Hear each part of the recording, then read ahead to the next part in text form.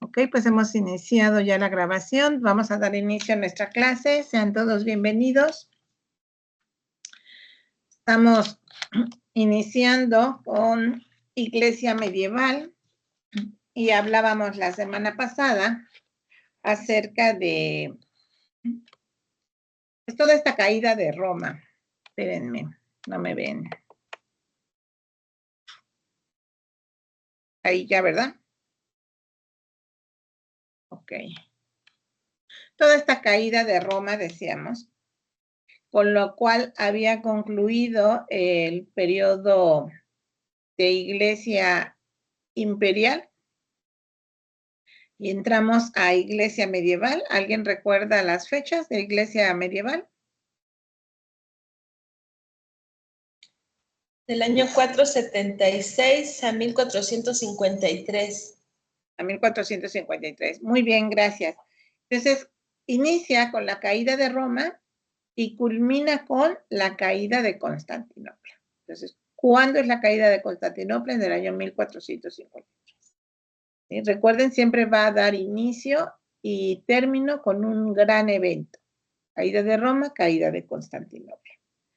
¿Recuerdan los otros eventos de los otros periodos? Iglesia apostólica, iglesia perseguida, iglesia imperial. ¿O ya se quedó el primer año eso? Pues más o menos. A ver, repaso. A ver, Iglesia Apostólica inicia con el Pentecostés y termina con la muerte de Esteban. No, con la muerte de Juan. Ok. Ajá, de ahí es Iglesia Perseguida, quien inicia con lo de la muerte de Juan y termina hasta Diocleciano, bueno, no, hasta lo del edicto de Milán. Y Iglesia Imperial, que es lo del edicto de Milán, hasta el 476 con la caída de Roma, y ya es donde inicia la medieval. Y la caída de Roma y termina con la caída de Constantinopla. Y entonces ya tenemos iglesia apostólica, iglesia perseguida, iglesia imperial y estamos en iglesia medieval.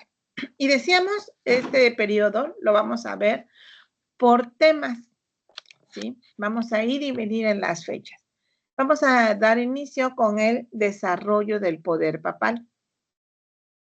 A partir de que entra Constantino, sube al poder y da todos estos beneficios a la iglesia cristiana, ¿verdad? Porque ahora toma autoridad el cristianismo. Había sido perseguida y ahora vamos a ver cómo es cuando está en el poder. Muchas veces cambiamos, y no es que cambiemos, sale a relucir el verdadero yo, ¿verdad? De alguien, cuando no tiene poder y cuando tiene poder. Y así sucedió con la iglesia cristiana. Siempre va a haber un remanente fiel al Señor, pero quien no se había convertido genuinamente o quien no tenía todas esas áreas de regeneración de su alma, por eso es tan importante que tengamos un discipulado, ya sea en célula o personalizado, para que nos hablen acerca de las diferentes áreas de nuestra alma y que seamos regenerados. ¿Por qué? Porque muchas veces nada más nos hablan de aceptar a Jesucristo. Ya soy salvo. ¿Sí? Pero hay diferentes áreas que tenemos que regenerar. Y entonces lo mismo pasó en esos periodos. Hubo gente que por diferentes causas, circunstancias, aceptaron al Señor y no fueron regenerados. Entonces, ¿qué hicieron? Trasladaron todo ese conocimiento que tenían de la otra religión. Además, el poder que estaban teniendo, bueno, pues les dio esa posición y esa libertad, ¿verdad? Para hacer todos los cambios en el cristianismo. Y entonces vemos que los emperadores no van tomando su lugar político, ¿sí? Y entonces se vuelven unos emperadores que no, al no tomar ese lugar están dejando un vacío en el imperio de autoridad. Y siempre que alguien suelta su liderazgo, otro lo va a tomar. Siempre. Esto sucede a nivel familiar, a nivel iglesia, a nivel social. Entonces, así sucedió también en el imperio, ¿sí? Entonces, vemos que los que estaban teniendo todavía ese amor para el pueblo, pues eran los que les llamaban papá. No les llamaban papa, les llamaban papá, ¿sí? Con un término de cariño y de respeto.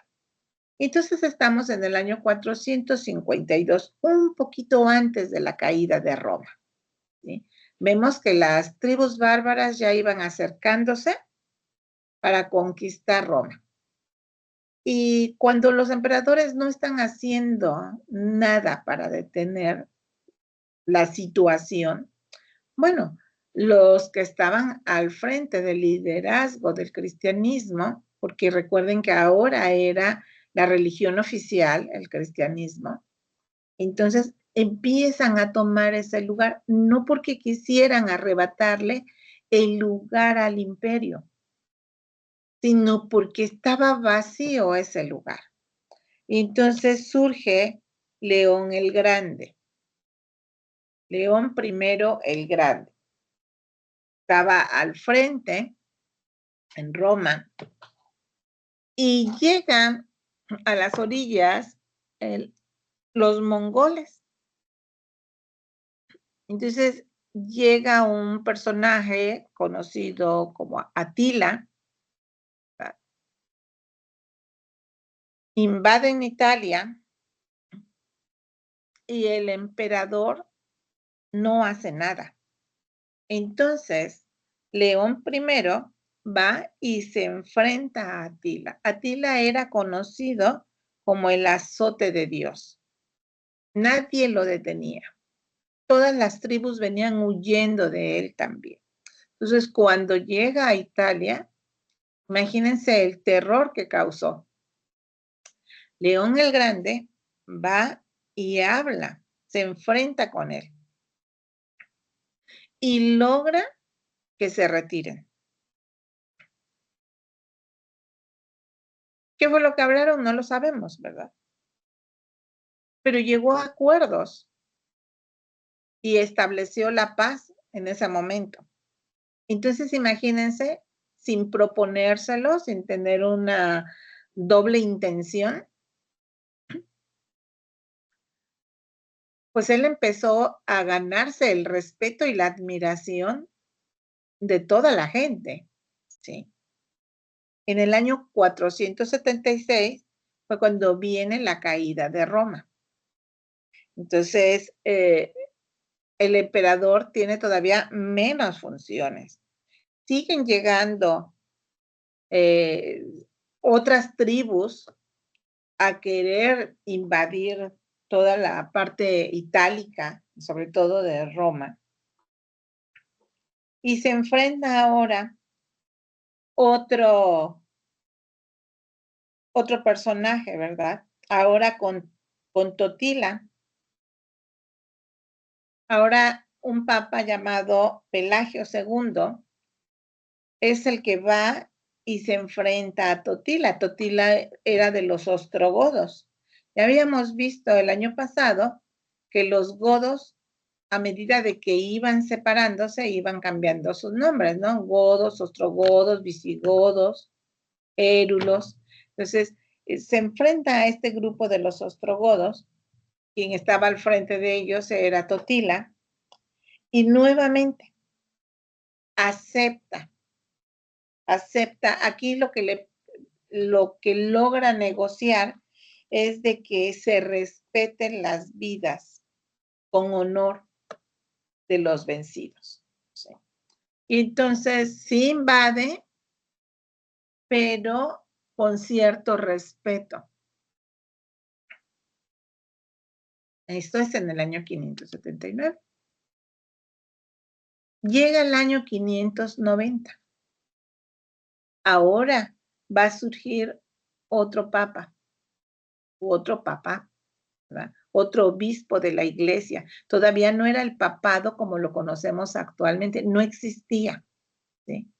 Eran los padres de la iglesia de ciertos lugares, de las ciudades más renombradas, de Constantinopla, de Roma, o sea, las ciudades más grandes. Entonces era el padre de Constantinopla, el papá de Roma, de diferentes, ¿sí? Y entonces ahora es Gregorio el Grande. ¿Por qué? Porque en ese tiempo hubo una peste.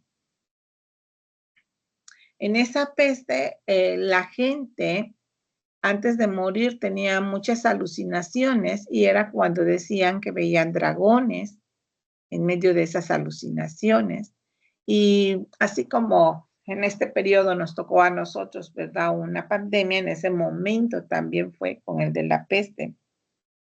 La gente estaba muriendo en las calles, no se les podía enterrar, tenían que incinerarse en ese momento porque el solo acercarse eran contaminados. Entonces muere Pelagio II ayudando a esa gente y sube entonces Gregorio, que va a ser conocido como Gregorio el Grande, ¿sí? A León I se le conoció también el Grande, ¿sí? Son los dos que se van a conocer con su nombre y el Grande. Se les va a llamar León I el Grande y Gregorio el Grande.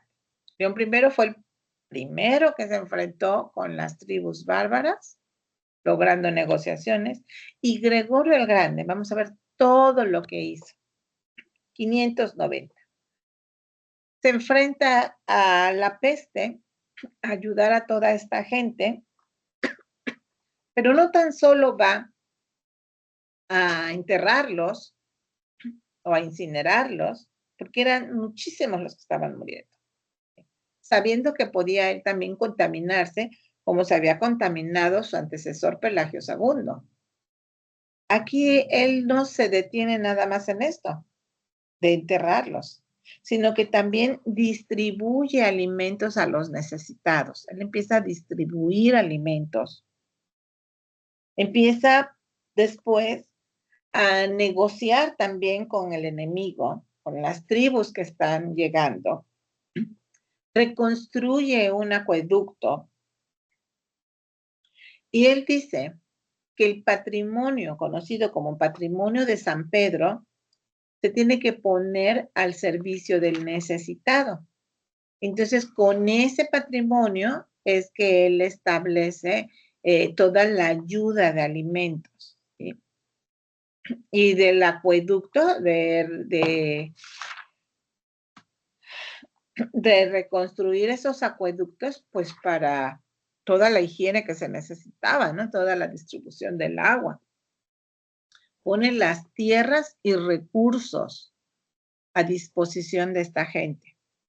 A él es al que se le va a conocer entonces como el fundador del poder papal.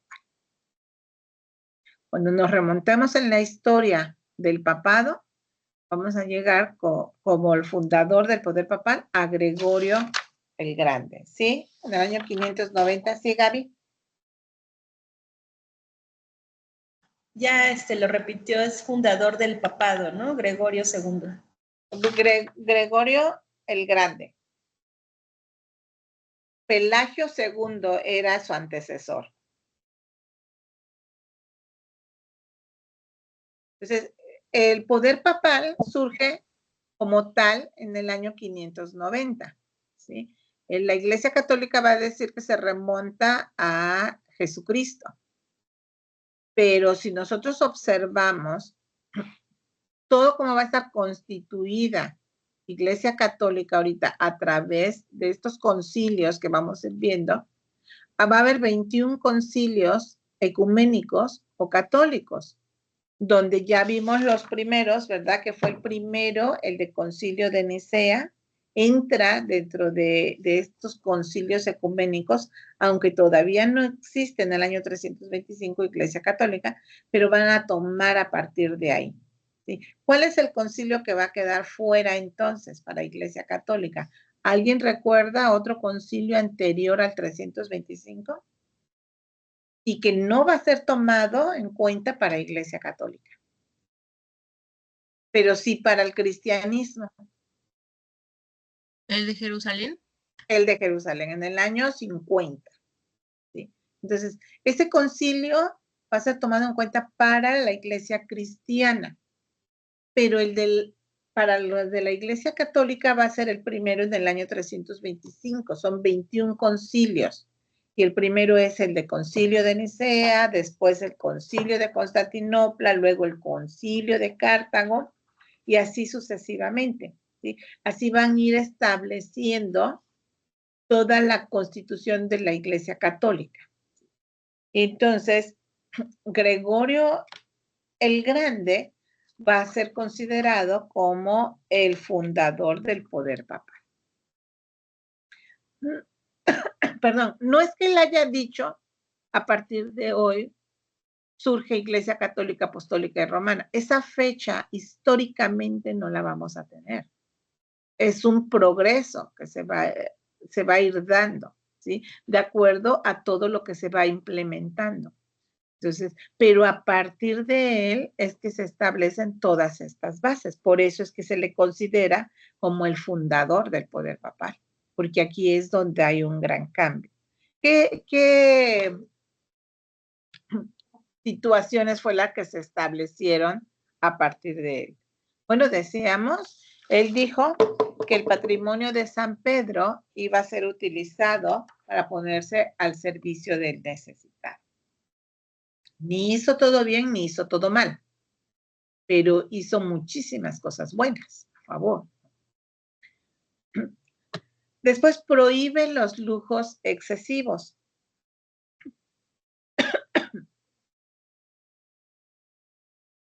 Se vuelve el portavoz, sí. ¿Lujos excesivos? Sí, los prohíbe él, los lujos excesivos. Gracias. Sí, él se vuelve el portavoz de la antigüedad cristiana y es discípulo de Agustín. Ahora sí, vamos a empezar a hablar un poquito de San Agustín de Hipona.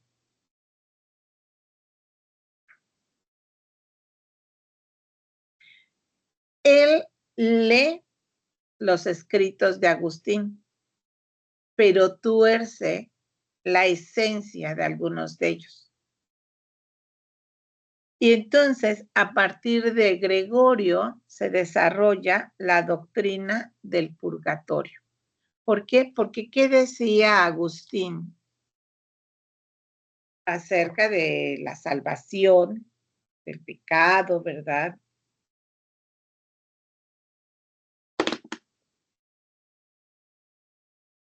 Platícame, Ángel, un poquito de Agustín.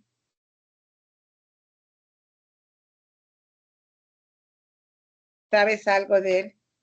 Bueno, de Agustín, poco estaba como que viendo los escritos que escribió, ¿no? Por ejemplo, el libro de Confesiones, Ciudad de Dios. Me llamó mucho la atención en que Ciudad de Dios, como lo veían en esa época, ¿no? Que la Ciudad de Dios, por ejemplo, bueno, nada más vi el principio, que se refiere, ¿no?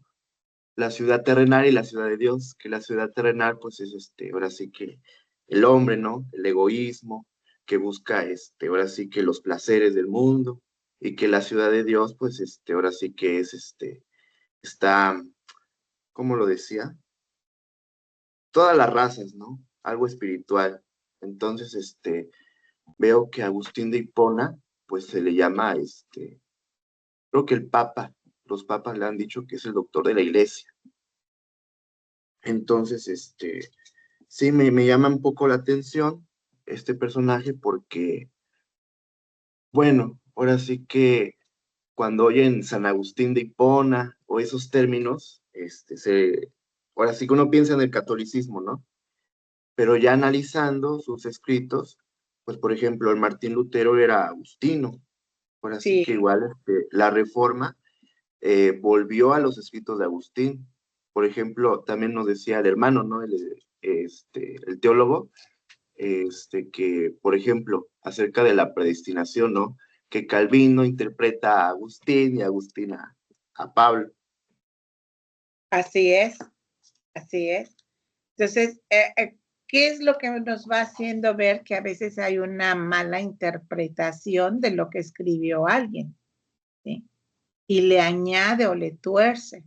Por eso es tan importante que nosotros sepamos distinguir qué es escritural y qué vino de una añadidura, ¿sí? O de una interpretación, ¿sí? O una glosa, ¿verdad? O sea, ¿por qué? Porque fue una interpretación, pero hasta el día de hoy nos llega como si fuera algo escritural. Y entonces ya cambia todo, porque la gente piensa que es escritural cuando no, fue una interpretación. Entonces, bueno, aquí tenemos un libro de Agustín sobre precisamente todos sus escritos acerca de la verdadera religión, la utilidad del creer. Y les voy a leer un poquito acerca de lo que él decía del estado intermedio de las almas. Miren cuánto, a ver si se alcanza a ver. Sí. ¿Ven esto? Y de aquí es hasta aquí. Todo lo demás, la hoja está en blanco. ¿Ve? 5 renglones. Este es su escrito acerca del estado intermedio del alma. Durante el tiempo que media entre la muerte del hombre y la final resurrección, las almas se hallan retenidas en ocultos lugares, según que cada una es digna de reposo o castigo, conforme a la lección que hubiese hecho mientras vivía en la carne. Y entonces, de este pensamiento de Agustín, lee Gregorio y escribe él. Estaba al frente estaba al frente de la iglesia, no denominada católica, sino cristiana, ¿sí? Y escribe, él también es un escritor, se distingue por ser un escritor, hace sus cartas, y entonces desarrolla la doctrina del purgatorio. A partir de aquí, de Gregorio el Grande, es que se desarrolla la doctrina del purgatorio por todo lo que escribió Gregorio el Grande de acuerdo a lo que leyó de los escritos de Agustín, que se preguntaba Agustín, ¿sí? Durante el tiempo que media entre la muerte y la resurrección de las almas, ¿sí? ¿Qué pasa con ellas? ¿Están retenidas en ocultos lugares? Según sea digna de reposo, de castigo. Ese momento de transición, decía. Y entonces dice, dentro de esos escritos ahora de Gregorio, dice, ok, ¿a dónde van? ¿A dónde van las almas entonces en ese tiempo? Y entonces hay que hacer una penitencia por ellas. Y entonces hay que hacer una contrición, una confesión, una pena, un castigo. Pero también entonces se requiere una absolución sacerdotal. Fíjense cómo va llevando una cosa a otra. Pero todo esto son los escritos de Gregorio, ya no son de Agustín. ¿Sí? Entonces, ahora, de lo que escribió Agustín, interpreta Gregorio y dice, ok, si no puede entrar cosa inmunda, ¿a dónde va el que todavía no está santificado totalmente? ¿Sí? Y entonces se necesita hacer una penitencia, se necesita que haya una pena, un castigo, porque se necesita una absolución sacerdotal. Y para eso es el perdón. Y entonces ahora los vivos van a ayudar a los muertos. Y entonces ahora, para que los vivos puedan ayudar a los muertos, pues se requiere hacer misas en su nombre. Y entonces también surge ahora que se haga la misa por los muertos. ¿Sí? Entonces vemos que esta costumbre de que se hace misa por los muertos, por el eterno descanso del alma de los muertos, surge a partir de Gregorio el Grande. Pero también ya surgió la doctrina del purgatorio, de la confesión de pecados, de la penitencia, de la absolución, de ayudar a los muertos. Los vivos tienen que ayudar a los muertos. Sí. Entonces, fíjese cómo una cosa lo fue llevando a otra, de un pensamiento de Agustín. Pero ni es escritural entonces, no lo encontramos en los textos, ni Agustín tampoco lo determinó.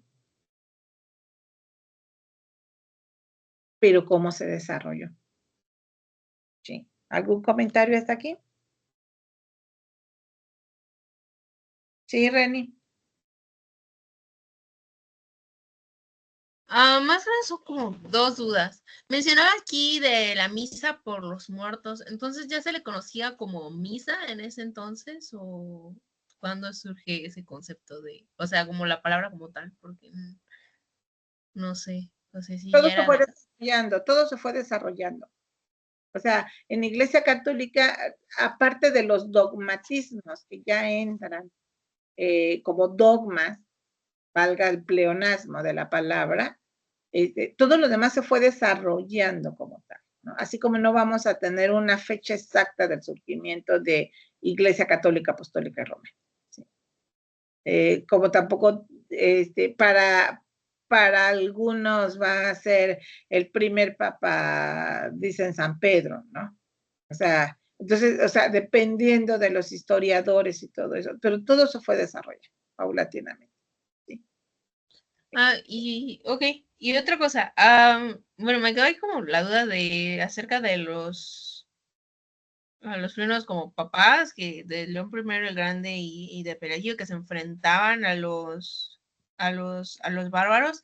Ahí se refería como a una, o sea, porque entendí que en realidad no era como que se enfrentaran así, bélicamente, sino como No. de Una que iban. negociación.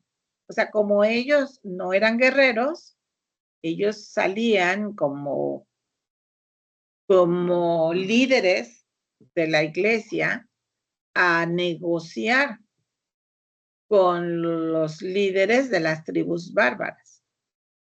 Entonces, existía el respeto a ese liderazgo de la vida espiritual, lograban llegar a los líderes bárbaros y entablaban una negociación. ¿Sí? Entonces, por eso fueron adquiriendo todavía muchísimo más respeto, porque o sea, se podían llegar y que los mataran en ese momento, ¿no? Sin embargo, iban con esa autoridad que sentían espiritual. Incluso vamos a ver que hay varios que evangelizaron, ¿sí? Evangelizaron a esas tribus e hicieron que se escribiera la Biblia en su idioma de las tribus. ¿Sí? Entonces, sí se les respetaba a los líderes espirituales o a los misioneros, a la gente que iba a evangelizar a las tribus, o sea, porque no estaban llegando con sus armas, estaban llegando en ese sentido bélico. ¿Sí? Entonces, sí se les respetaba. Gaby, ¿ibas a hacer algún comentario? No. Ángel.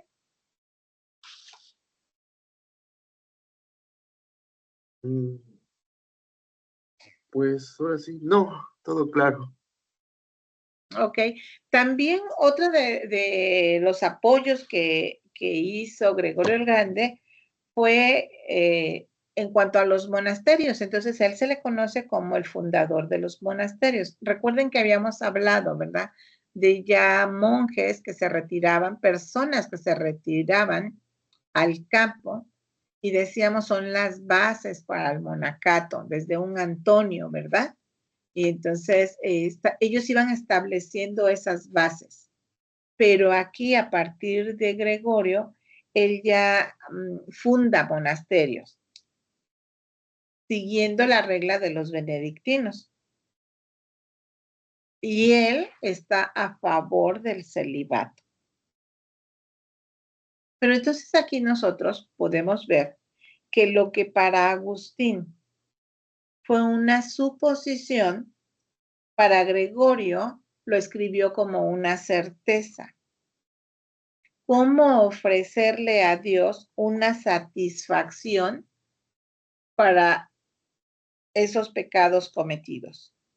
Y entonces, obviamente, pues él se estaba olvidando de la gracia, porque él decía, se necesita una satisfacción para Dios por todos esos pecados. Por eso es que se tienen que ofrecer las misas por los muertos. Hay que ayudarlos. ¿Cómo los vamos a sacar del lugar donde estén si murieron con algún pecado? Pues todos.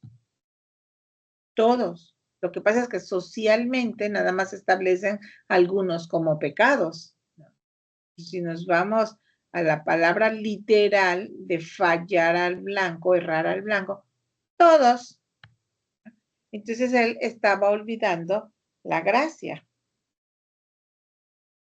Y bueno, hay una anécdota de que él mandó a enterrar a un monje justo.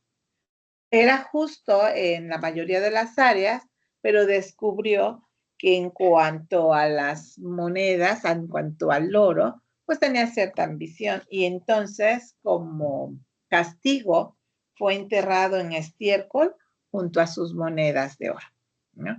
Como, pues ya estaba muerto, ¿no? Pero bueno, era una manera de decir, va a pagar, ¿no? Para que pueda estar en esa suciedad por esa ambición y todo y pueda salir más rápido. Entonces, aquí vemos cómo este es lo que marca ese surgimiento al crecimiento del poder papal. ¿Algún comentario?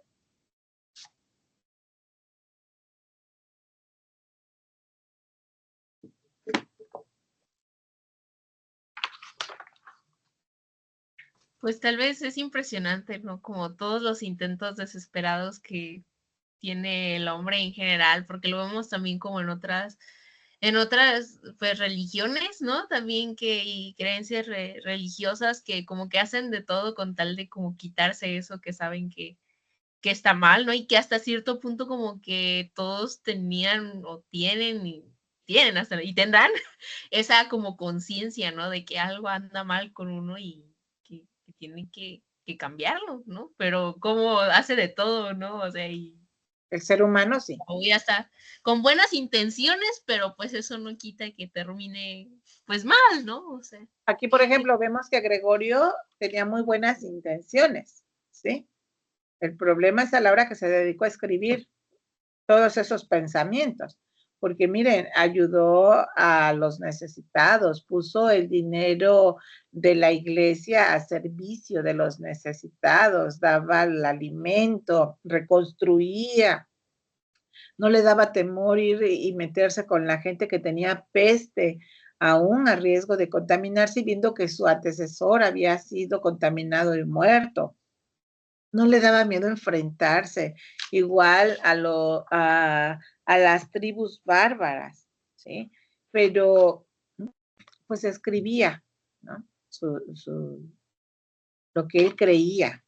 Y pues como estaba al frente de la iglesia, tenía mucho peso. O sea, se fue formando toda la iglesia con los escritos de cada papa, ¿sí? O sea, ellos al ir escribiendo, ellos eran la autoridad y ya después nada más se iba a ratificar en los concilios.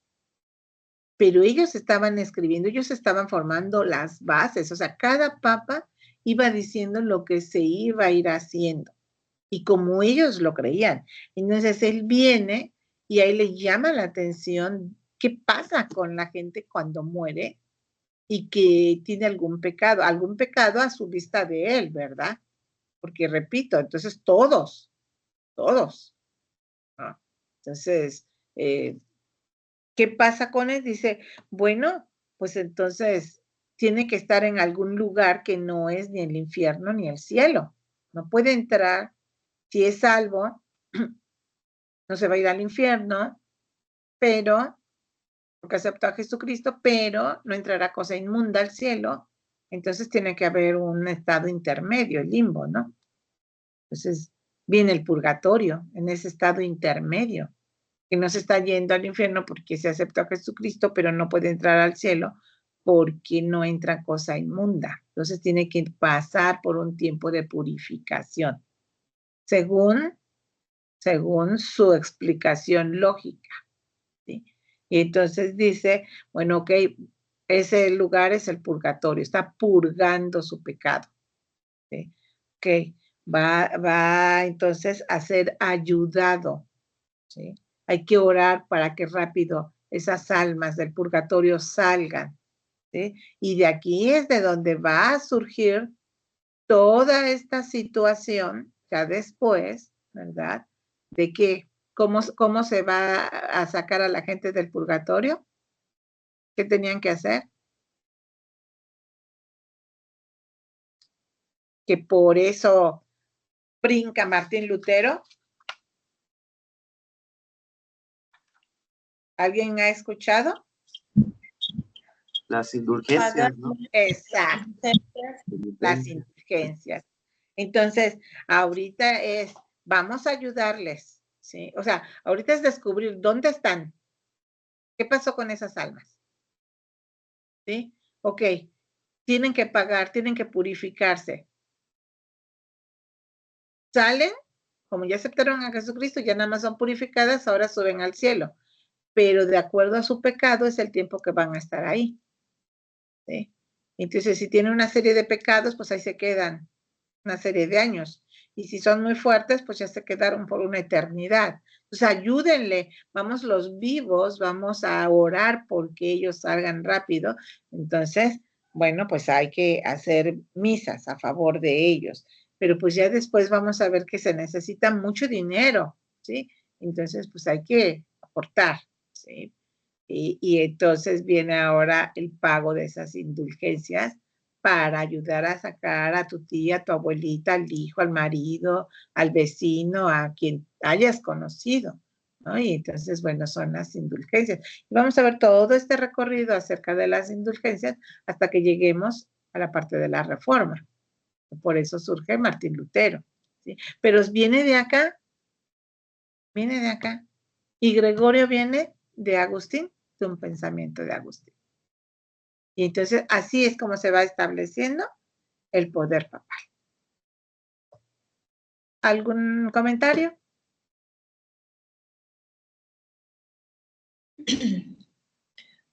Pues él quería, bueno, él tenía la intención de ayudar tanto a vivos como a muertos, ¿no? A final de cuentas. Sí, sí, su intención fue buena, ¿eh? Pero pues a veces la intención no ayuda tanto cuando no hay conocimiento correcto.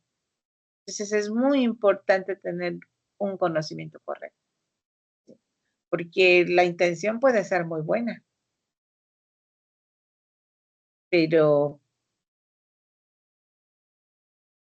¿qué pasa cuando está haciendo la enseñanza incorrecta?